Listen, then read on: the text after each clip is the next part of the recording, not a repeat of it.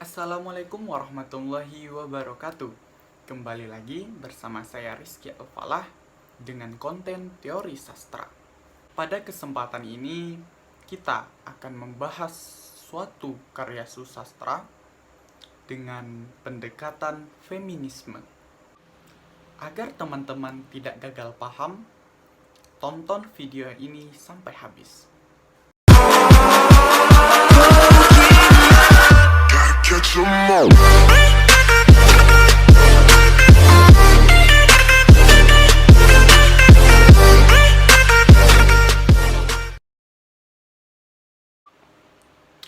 Feminisme sendiri berasal dari bahasa Latin, yaitu femina, yang artinya perempuan.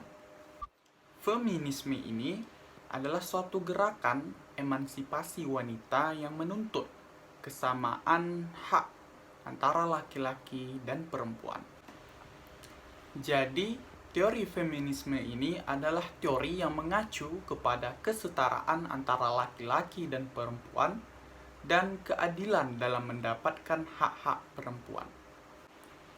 Adapun karya sastra yang akan kita bedah hari ini yaitu novel ciptaan dari Eka Kurniawan yang berjudul Cantik Itu Luka. Novel Cantik Itu Luka bercerita tentang Dewi Ayu yang dipaksa untuk menjadi pelacur di akhir masa kolonial.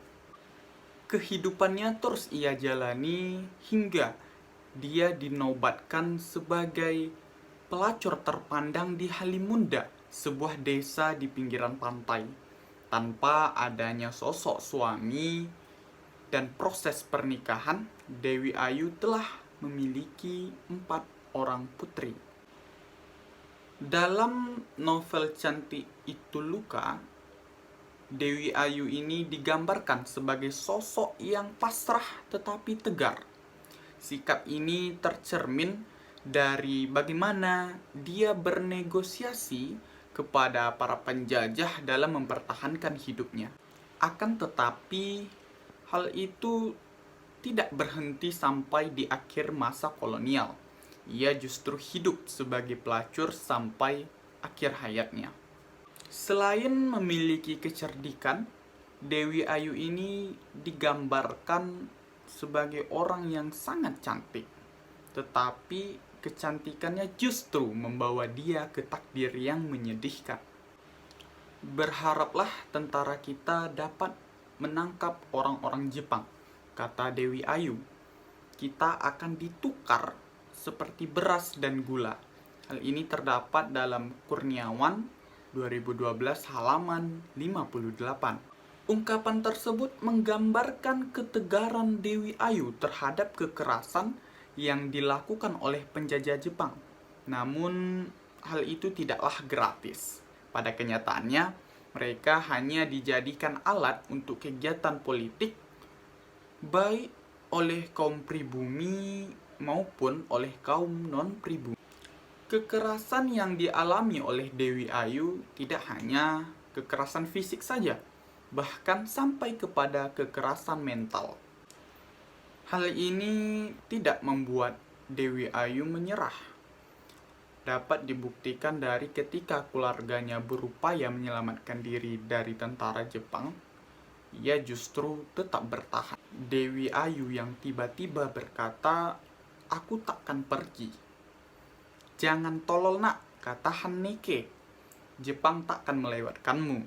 Ini terdapat pada novel Kurniawan halaman 47. Disinilah kemalangan Dewi Ayu semakin kompleks karena keluarganya tenggelam di bom tentara Jepang. Ia pun berkabung selama beberapa hari. Tentara Jepang datang dan membawa semua perempuan, mulai dari anak-anak sampai orang tua. Mereka dipenjara dan beberapa orang meninggal karena kelaparan. Penggambaran tokoh perempuan sangat jelas menyedihkan yang terdapat dalam novel Cantik Itu Luka. Di sini juga digambarkan seorang tokoh yang bernama Ola, teman Dewi Ayu ketika di dalam penjara. Di mana ketika Ola meminta obat untuk kesembuhan ibunya, ia justru diminta untuk melakukan hubungan badan sebagai penebusan obat. Perempuan di sini digambarkan sebagai makhluk yang lemah. Mereka ditindas dan dimanfaatkan hanya sekedar pemuas nafsu belaka. Perempuan terkadang menjadi sosok yang indah, namun juga menyedihkan. Penjajahan terhadap perempuan terasa ganda. Bahkan secara umum, teks pada novel ini menceritakan keseluruhan tentang perempuan, di mana perempuan ini digambarkan sebagai sesuatu yang indah, dalam artian cantik justru menjadi hal yang menakutkan. Paradoks cantik itu luka menggambarkan bahwa wanita yang cantik akan selalu menjadi korban. Kembali kepada Dewi Ayu, Dewi Ayu bertahan untuk tetap berada di tanah air, meskipun sebenarnya ia bukan keturunan asli pribumi. Lebih dari itu, ia memakan beberapa emasnya sebagai harta karun di masa depan.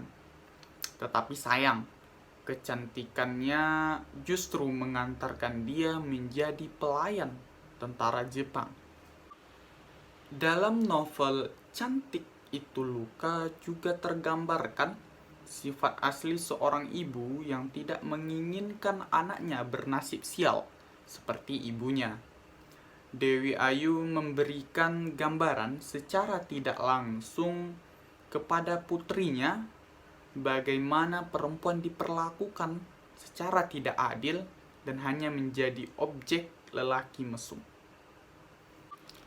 Hal ini diungkapkan oleh Dewi Ayu pada halaman 104 yang dia bercerita kepada temannya yang berada di penjara yang bernama Mira. Jadi Dewi Ayu memiliki dua teman, yaitu Ola dan Mira, di mana ungkapannya Dewi Ayu mengatakan mereka tak boleh menjadi pelacur. Dari beberapa penjelasan tadi, dapat kita simpulkan bahwa novel Cantik Itu Luka adalah novel yang menceritakan tentang ketidakadilan kepada perempuan. Perempuan digambarkan sebagai makhluk yang lemah, juga hak-hak perempuan tak diberikan. Perempuan hanya dijadikan sebagai alat pemuas nafsu. Mungkin demikian konten kita kali ini terkait membahas karya susastra dengan menggunakan pendekatan feminisme. Terima kasih kepada teman-teman yang telah menonton sampai habis. Jangan lupa like, comment, share, and subscribe. Saya akhiri, wassalamualaikum warahmatullahi wabarakatuh.